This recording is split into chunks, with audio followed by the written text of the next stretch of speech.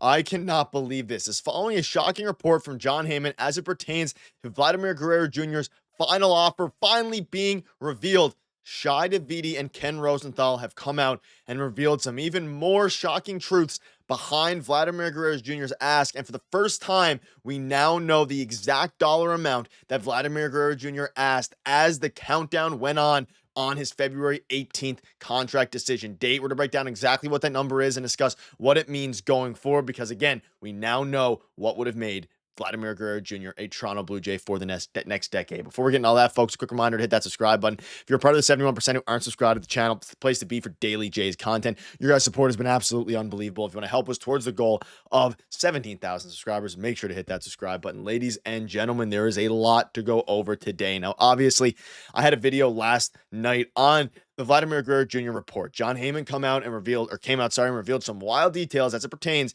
to the amount that the Blue Jays offered Vladdy, which we'll dive into and rehash in case you missed it. But now we're shifting our focus to a brand new report that dropped as it pertains to what Vladimir Guerrero Jr.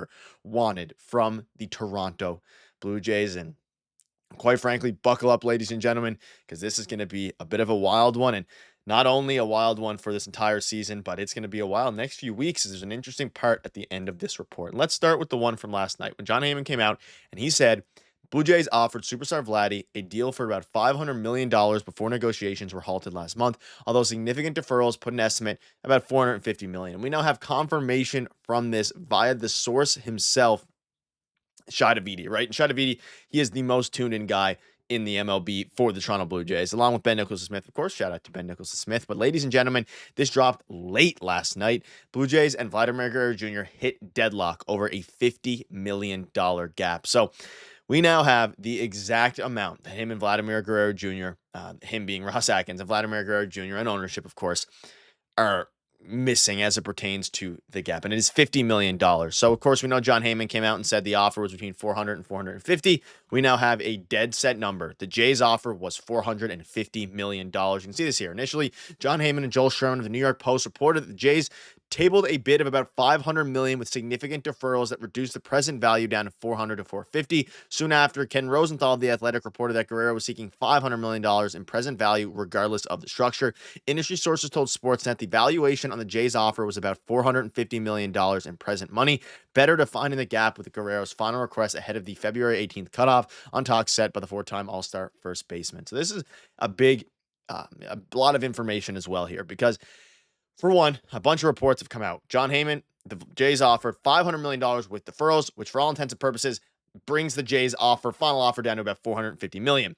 Vladdy now was seeking $500 million. For the first time, we actually see and we know the number that he wanted. So it wasn't the 585 that the David Ortiz number, like a lot of us thought, it was. It's not 585. It's 500 in present value.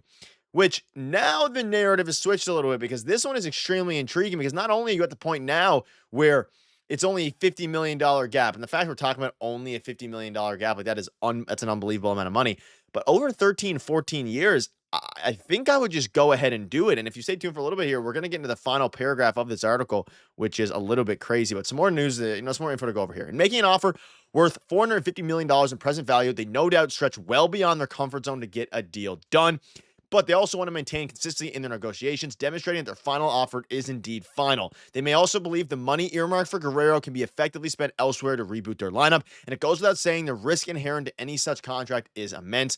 But interesting part is here. Committing an owner to this type of spend, good or bad, is career defining for a front office, and it's always safer to not do this type of deal, although not taking the risk to lock up Guerrero at an uncomfortable number early in his career is why they're in this by now. Regardless, a $50 million split at this scale obviously is a huge, but shouldn't be an unbridgeable gap. And this is how he ended it all. Maybe the leak was intended to push the two sides towards common ground. And if so, then it came from a good place. The alternative, that it was designed to turn opinion against one or the other, is a far darker possibility for the Blue Jays and their fans. And that one hits pretty hard because this is getting leaked from somebody, and it is the Jays front office. It's the Jays front office that is leaking, you'd assume, this amount, because now we know not only the Jays offer, but what Vladdy wanted as well, and Vladdy wouldn't comment on that publicly, even though he kind of was with all these meetings that he was doing. The one side of things is maybe the Jays front office is just absolutely fed up with the way that Vladdy has continued to speak to the media publicly about the contract offer, that he'll play for the Yankees, all these different things after initially coming out and saying he didn't want to be a distraction and doesn't want to be a distraction for his team. The other side of it is that hopefully it came from a good place and that the two sides are going to push to work towards a common ground. And if that's the case, I'm hoping that the Jays and Vladimir Guerrero Jr. can start to work towards getting a deal done, because the fact that, I'm going to be honest, I thought that the deal was much further away. I thought it was like, say, $450 million present value compared to like $585 million present value.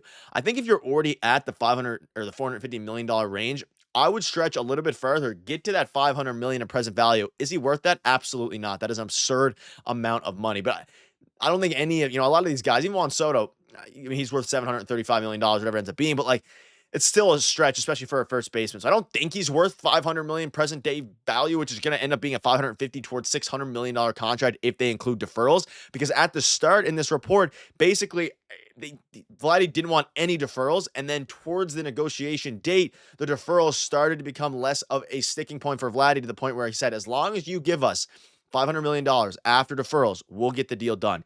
They didn't. But man, oh man, it's interesting. An interesting point from Thomas Hall here. On another note, I've completely lost the meaning of close because of this team. $50 million is essentially a drop in the bucket when you're discussing a $500 million contract. But then again, I don't know what close means anymore. And it's interesting because Vladdy came out and said the sides weren't close. Ross said they were pretty close. All these different things.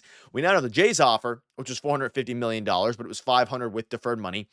And which is essentially, for the sake of argument, $450 million. Vladdy wanted $500. You're $50 million apart to getting this thing done. But now there's some sort of, it's weird because, fans are kind of split. Some fans are saying, let me know down below, would you do the $500 million? If you're already at 450, would you pull the trigger and do 500?